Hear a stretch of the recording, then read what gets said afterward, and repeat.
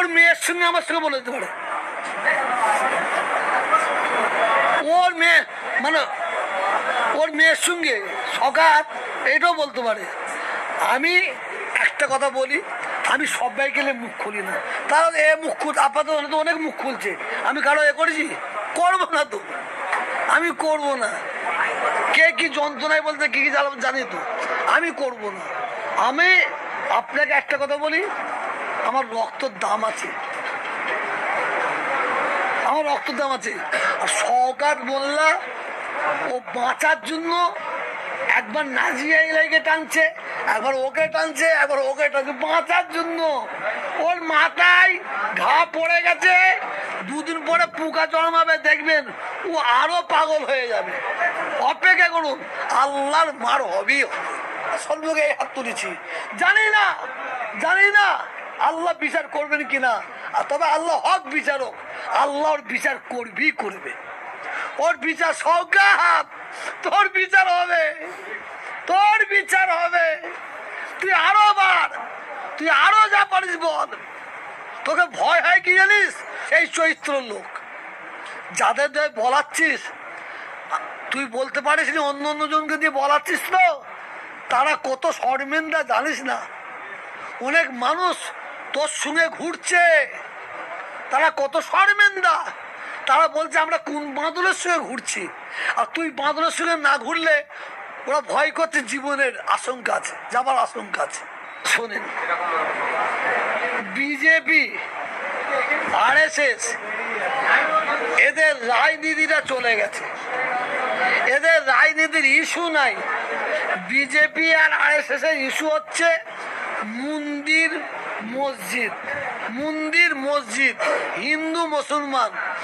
অর্জুন সিং বলছে, কোন একটা মুসলিম স্কলার বলেছে আল্লাহ নাকি বলেছে ধর্ষণ, হ্যাঁ ধর্ষণ জায়েজ। সকলে বলুন নাউজুবিল্লাহ, জোরে বলুন, জোরে বলুন। আল্লাহ ধর্ষণ করতে বলেছে, আবার নাউজুবিল্লাহ, আবার বলছে একটা মুসলিম স্কলার বলেছে। অর্জুন সিং ওকে ওর মুসলিম স্কলার নামটা বলতে বলো। মুসলিম স্কলার যে হবে, যে বলেছে সে মুসলমান হতে পারে না। ওই অর্জুন সিং বলছে একটা জিনিস শোনেন, ঠিক শওকত মোল্লা যেমন পায়ের তলার মাটি সরে যাচ্ছে, ভুল বকছে, আর এদেরও পায়ের তলার মাটি বাংলাদেশ সরে যাচ্ছে, এরাও ভুল বকছে। যারা ধর্ষণ করবে, ইসলাম তাদের কিভাবে শাস্তি দেওয়ার কথা বলেছে। আর ধর্ষণ তো কারীদের বড় শাস্তি। যদি কেউ চুরি করে তার হাত কেটে নেবে, পা কেটে নেবে, ইসলাম তো শিখিয়েছে শাস্তি দেওয়াটা। আর আল্লাহ বলেছে ওরা এত বড় পাওয়ার, এত বড়। অর্জুন সিংকে এই কথাটা মুসলিম এলাকায় এসে বলতে বলুন তো। আল্লাহ ধর্ষণ করতে বলেছে, ও এক জায়গায় বক্তব্য রেখেছে, ওকে মুসলিম এলাকায় বক্তব্যটা রাখতে বলুন, দেখি ও কেমন ফিরে বাড়ি যায়। অর্জুন সিং এর এই কথাটা শুনে আমার হিন্দু ভাইরা কষ্ট পেয়েছে, যারা সম্প্রীতির হিন্দু, শিক্ষিত হিন্দু, তারাও কষ্ট পেয়েছে। আরে অর্জুন সিং, তুই বিজেপি করতে করতে, RSS করতে করতে এতই নিচুই নেমে গেছিস। শোনেন, এই পশ্চিম বাংলায় কিছু কম বেশি 38% মুসলমান বসবাস করে। কত বললাম? 38। তা 100 মধ্যে 38 গেলে থাকে কত? 62% হিন্দু ভাই বোনেরা থাকে। আচ্ছা, তারা যদি এক জায়গায় হয়ে যায়, তাহলে এই মমতা সরকার ক্ষমতায় থাকবে। হিন্দুরা যদি এক হয়ে যায়, তাহলে তো বিজেপি আসছে তো মমতা ব্যানার্জি পরে জিতছে কেন? কিসের জন্য? কারণ শিক্ষিত, জ্ঞানীগুণী, সম্প্রীতির হিন্দু মুসলমান সবাই মিলে মমতা ব্যানার্জিকে ভোট দিচ্ছে। আর যদি সাম্প্রদায়িক চাইতো, তাহলে ওদের ভোট দিত। ওদের পায়ের তলায় মাটি সরে যাচ্ছে। আই লাভ মোহাম্মদ বললে কষ্ট হচ্ছে ওদের, আই লাভ মোহাম্মদ বললে কষ্ট হচ্ছে। আরো কিছু দেখবেন, একবার এখানে বলা যাক I love Mohammad, I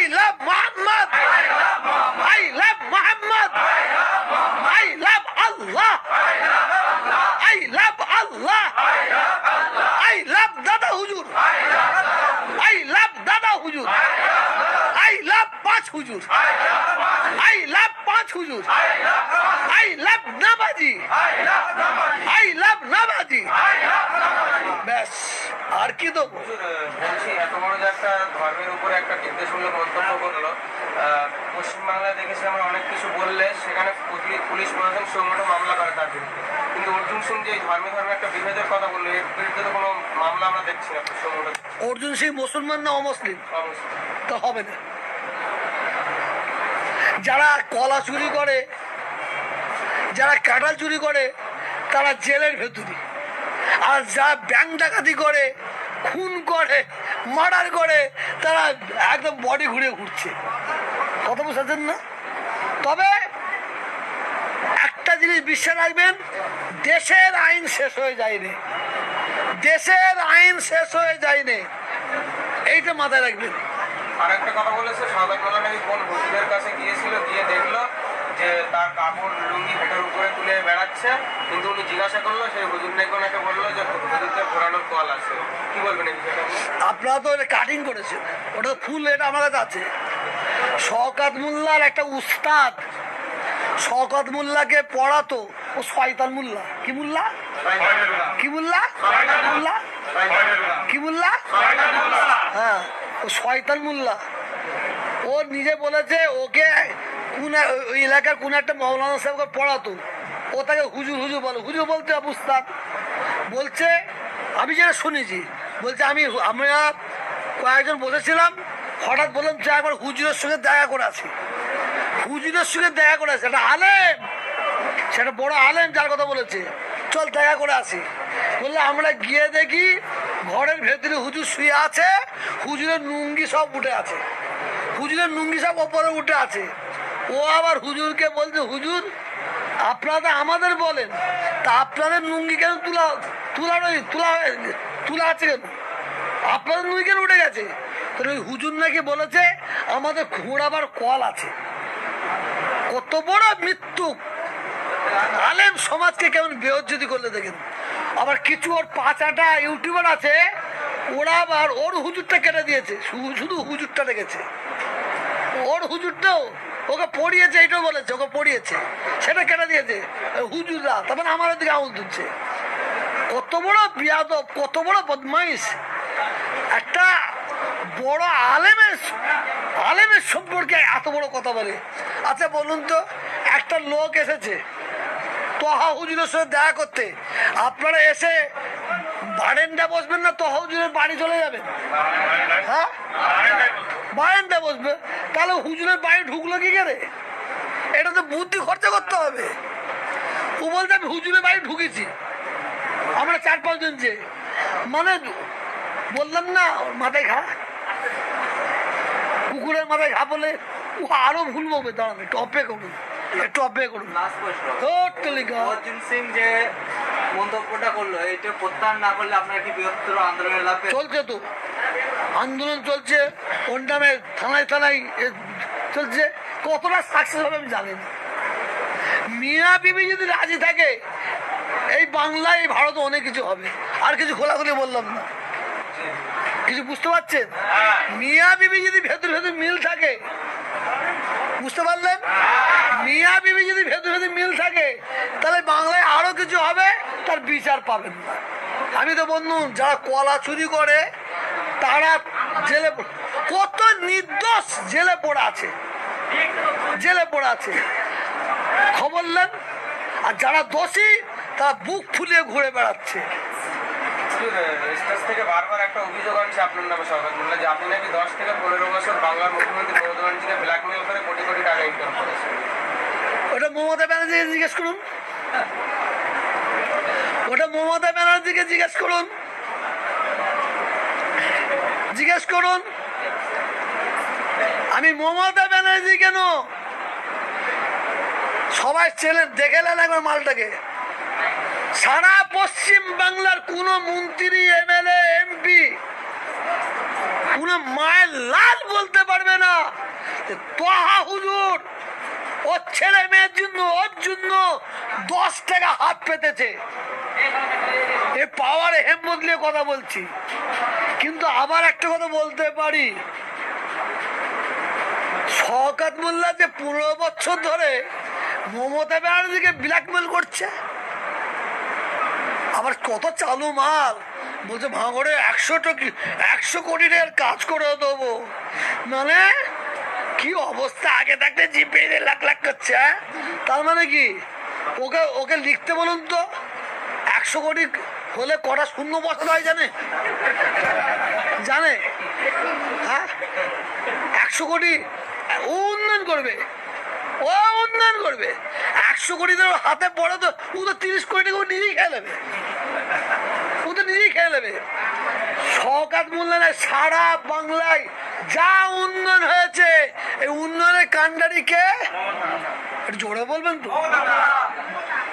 ISF হও আর বিজেপি হও তৃণমূল হও, সত্যটা বলতে হবে, সত্যটা বলতে হবে। উন্নয়নের কাণ্ডারি মমতা ব্যানার্জি, শওকত নয়। শওকত হচ্ছে ইঁদুর ছানা, কুড়ে কুড়ে খাবে, কুড়ে কুড়ে, বুঝতে পারছেন না? কিন্তু শওকত কিন্তু সানা মাল, খুব সানা মাল। ও নিজে দাগি হয় না, অন্যজনকে দাগি করায়। ও পাঠিয়ে দিয়ে ধরা পড়ে যাবে বলে ও তো আমাদের কেউ নেই। যখন একজনের খুন করতে পাঠাবে ধরা পড়ে যাবে বলছে ও আমাদের কেউ নাই।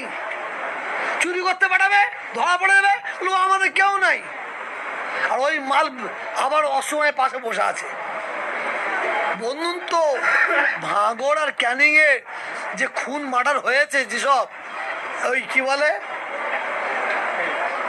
5, 7টা 10টা হয়েছে, ভাঙড় ক্যানিং এর মানুষ বলছে কাউকে পুলিশকে ধরতে হবে না, কাউকে ধরতে হবে না, শুধু ওকে ধরে ভরতে বলুন, থানায় আচ্ছা কেলান কেলাতে বলুন, ধুলাই দিতে বলুন, তো আসল মাল ওর মুখ দিয়ে বেড়ে পড়বে। আমি বলিনি ভাই, ভাঙড় ক্যানিং এর মানুষ বলছে কি ঠিক বলছে না ভুল বলছে? ঠিক না ভুল? ঠিক না ভুল? বলছে ওকে ওকে কেলালে সব পেয়ে যাবে, বলছে ওই সবচেয়ে বড় আসামি। আমি বলিনি, ঠিক আছে? ভাঙড় ক্যানিং এর মানুষের জন্য, বাংলার মানুষের জন্য, ভাঙড় ক্যানিং বাংলার মুসলমানদের জন্য আল্লাহ তাআলা তাদের দোয়া চাই, আল্লাহ যেন শান্তি দান করে, বলুন আমিন। হিন্দু মুসলমান শিখ ইসাই আমরা যেন মিলেমিশে থাকতে পারি, আল্লাহ যেন আমাদের সবাইকে হিদায়াত করে।